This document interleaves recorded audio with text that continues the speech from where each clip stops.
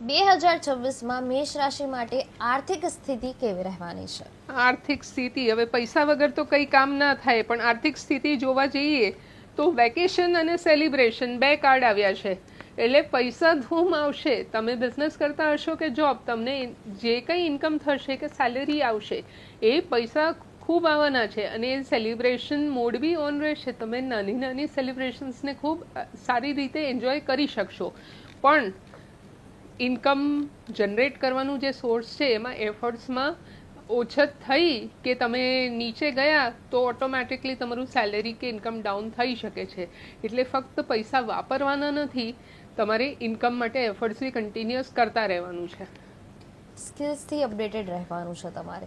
એની જ સાથે પુનિજી દર્શક મિત્રોને જણાવશો કે રોકાણ એટલે કે ઇન્વેસ્ટમેન્ટ કરવું લાભકારક રહેશે?